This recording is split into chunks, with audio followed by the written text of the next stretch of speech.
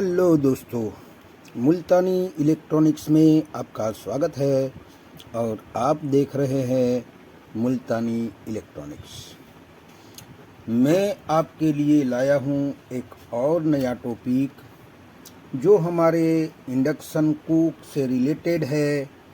यानी कि आज का टॉपिक हमारा है इंडक्शन कुकटॉप में जो एसएमपीएस आता है वो एसएमपीएस दो टाइप का आता है और उससे ज़्यादा टाइप का भी आता है।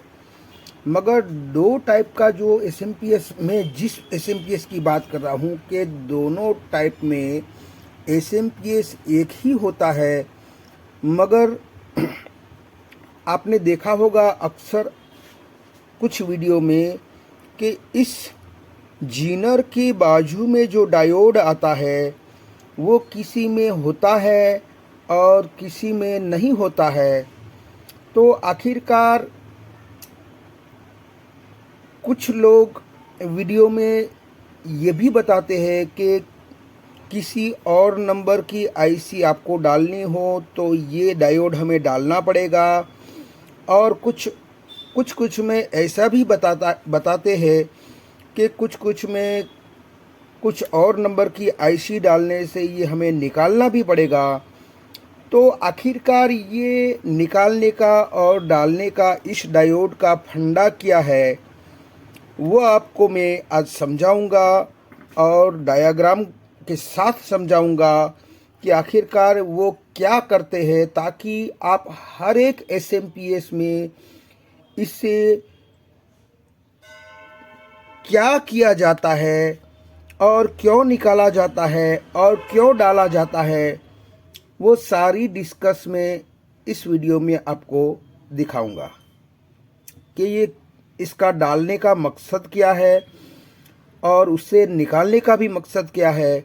वो सारी बातें मैं आज बताऊंगा और समझाऊंगा ताकि आपको सही से पता चल जाए और हर एक एसएमपीएस में आपको ये भी पता लगे कि आपको डालना है या निकालना है, आप कैसे तय करें। तो आज के वीडियो में आपको मैं ये सिखा दूंगा कि कौन से वाले में हमें डालना है और कौन से वाले में हमें निकाल देना है, ताकि आप बहुत अच्छी तरीके से समझ ले और अपने हाथों से ही आप बना सके।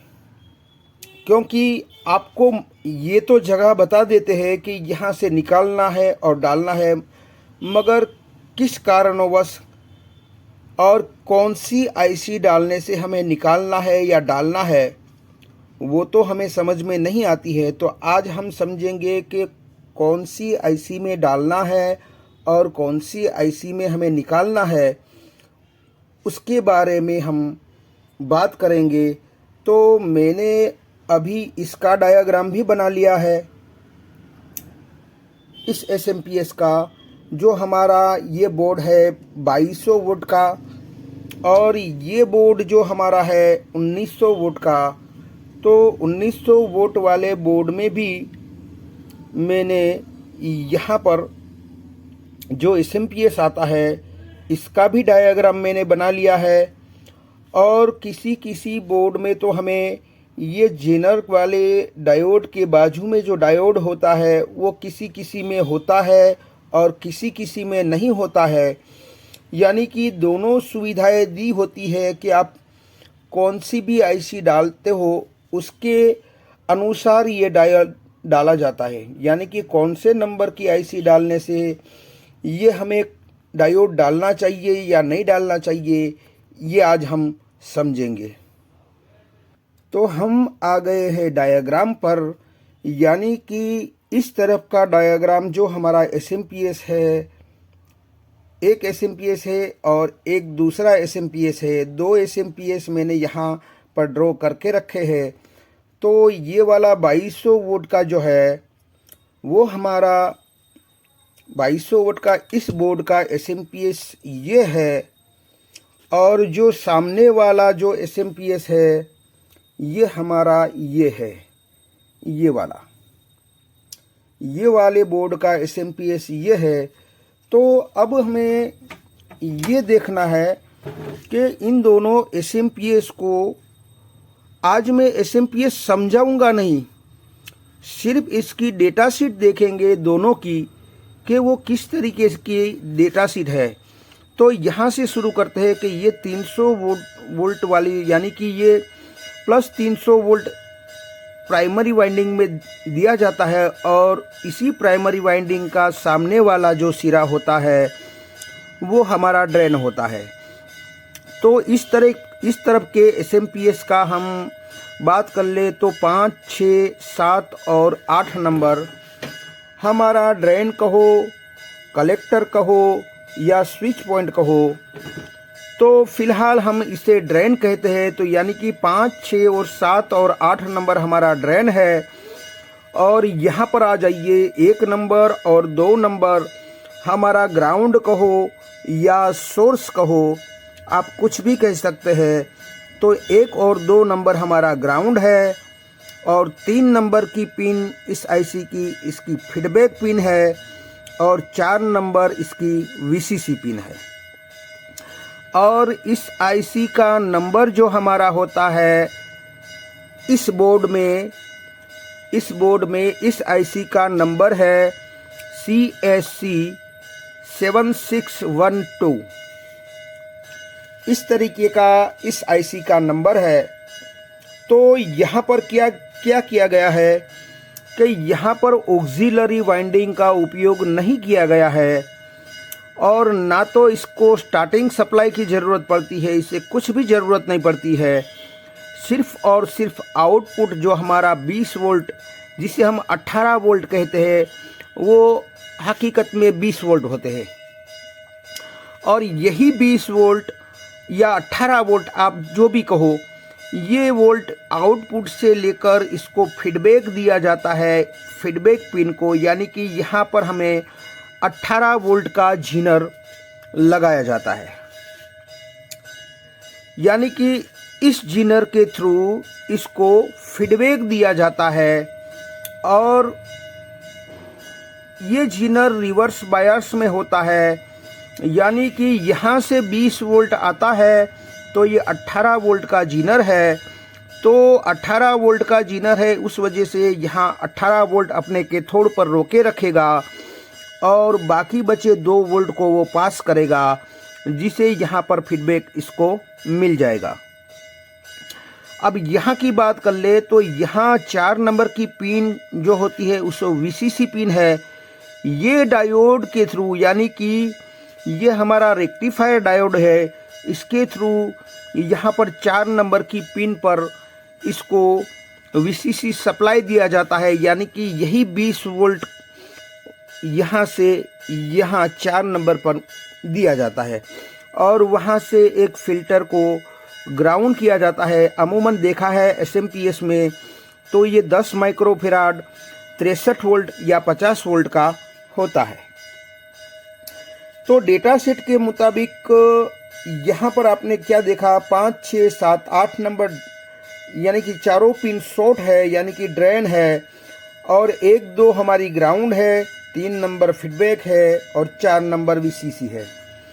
उसी के मुताबिक यहाँ पर देख सकते हैं आप कि हमारी ये 5, 6, 7, 8 नंबर, इसी के मुताबिक यहाँ पर हमारी ड्रेन कहो, कलेक्टर कहो या स्विच पॉइंट कहो, आपको यहाँ पर इसी के मुताबिक ये चारों पिन शॉर्ट है और हमारी ड्रेन और स्विच पॉइंट जो भी कहो आप, ये चारों पिन है।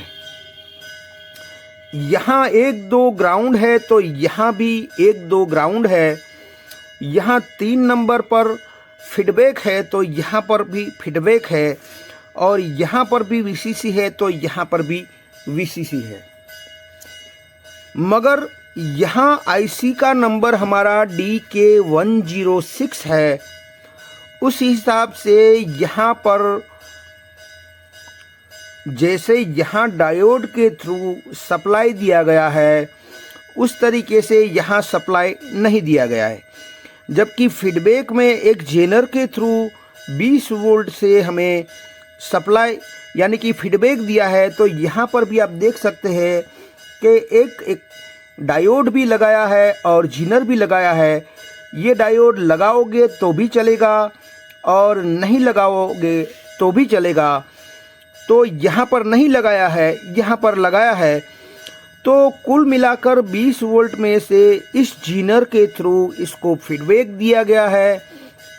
और यहाँ पर ये वाला जो डायोड है इसका इस्तेमाल इस आईसी में नहीं किया गया है, क्योंकि इस आईसी को बाहर से कोई भी वोल्टेज की ज़रूरत नहीं पड़ती है।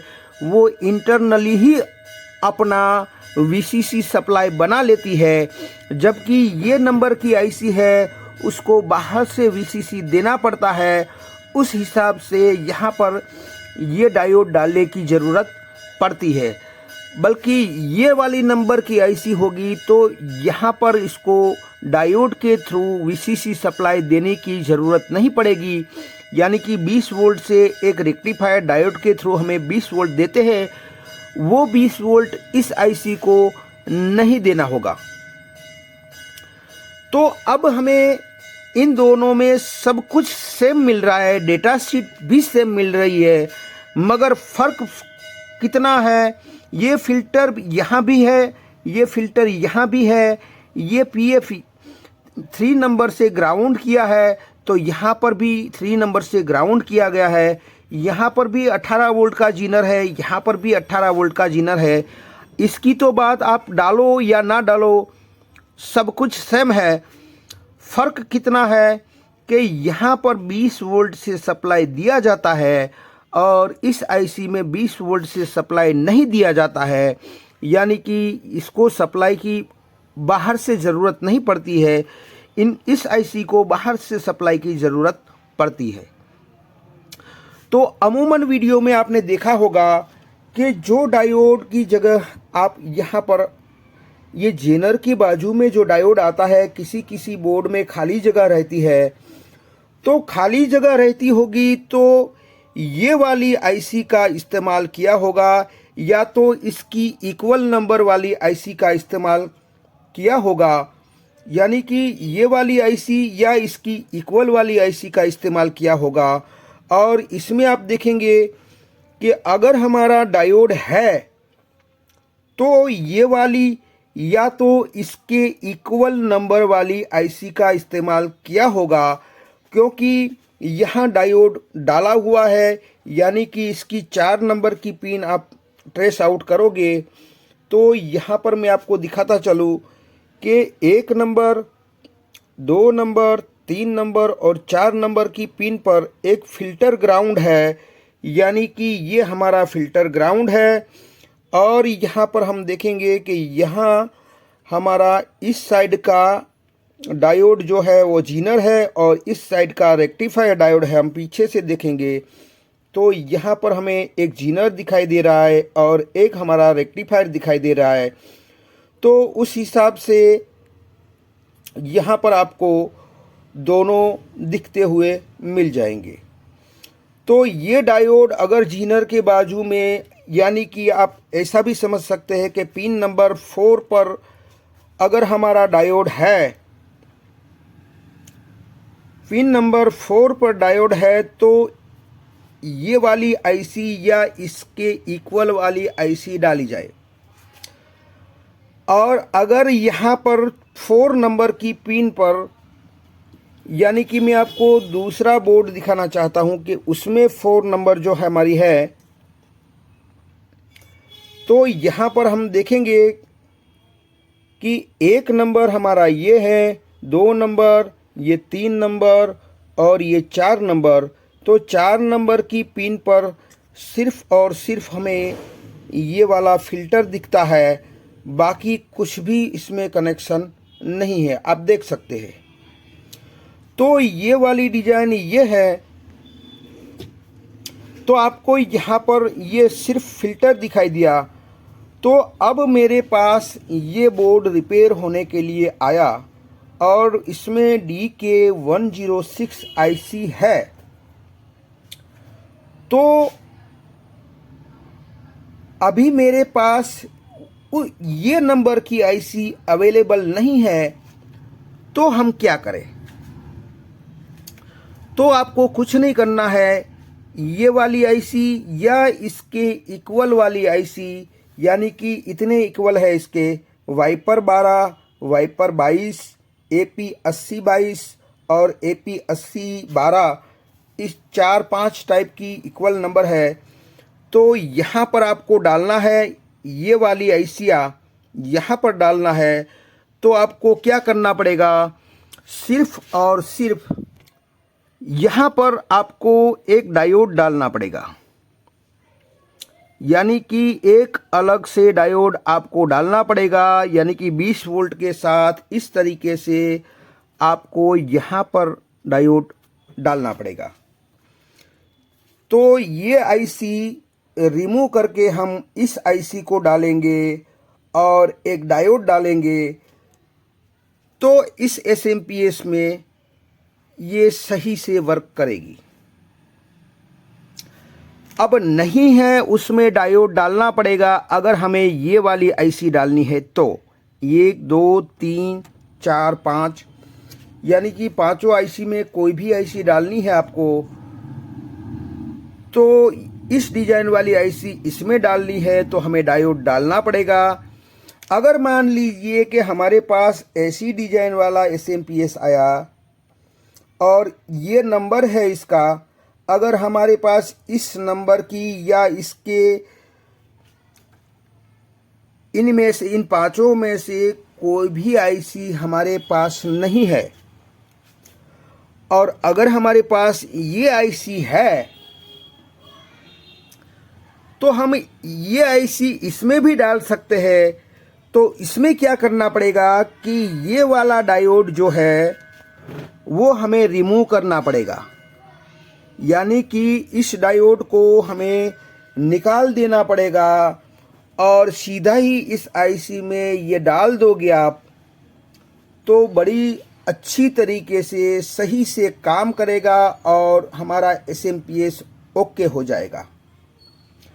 तो इसको अदल बदल करने के लिए, यानी कि हमारे पास जो आईसी अभी बोर्ड में है वो हमारे पास नहीं है, तो दूसरी डिज़ाइन की आईसी अगर हमें इसमें डालना है, तो या तो हमें, जैसे मैंने अभी बताया कि या तो हमें डायोड डालना पड़ेगा और या तो हमें ये वाली इसमें डालनी है, यानी कि ये वाली इसमें डालनी है तो हमें डायोड डालना पड़ेगा और ये वाली इसमें डालनी है तो हमें डायोड निकालना पड़ेगा।